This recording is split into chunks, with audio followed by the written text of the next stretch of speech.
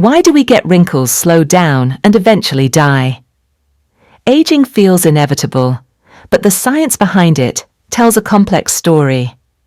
Today we'll break down what aging actually is, the main biological processes behind it, and what researchers are learning about slowing the clock. What is aging? Aging isn't one single thing.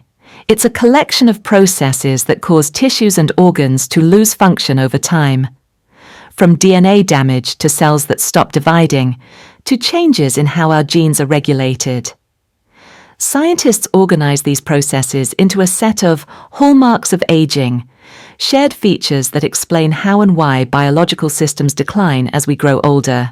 The core hallmarks include things like genomic instability, DNA damage, telomere shortening, epigenetic changes, loss of protein balance, mitochondrial dysfunction, cellular senescence, and chronic inflammation, among others.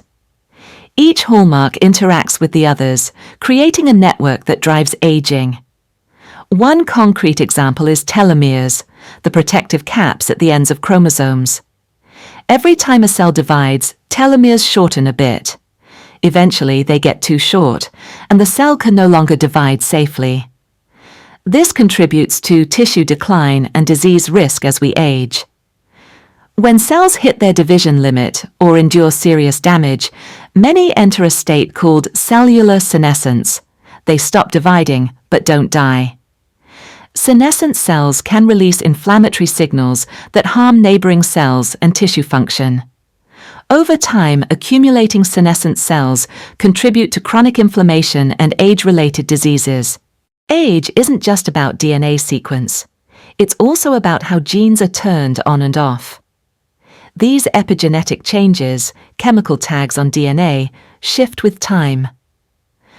Researchers have even built an epigenetic clock, a DNA methylation pattern that predicts biological age and correlates with health outcomes. It suggests aging has measurable, reversible components. Other hallmarks matter too. Mitochondria, the cell's power plants, become less efficient and leak damaging molecules. The machinery that folds and clears proteins fails, causing misfolded proteins to build up. Nutrient-sensing pathways that once helped survival can become dysregulated. All these changes chip away at cellular resilience.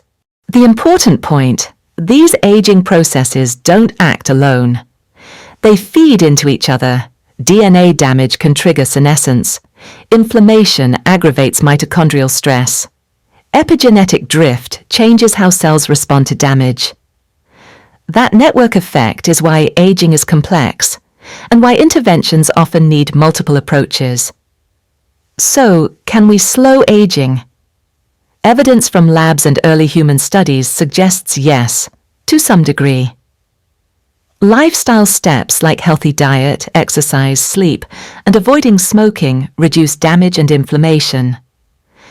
Experimental approaches, from clearing senescent cells to modifying epigenetic marks or improving mitochondrial health, are active research areas with promising early results.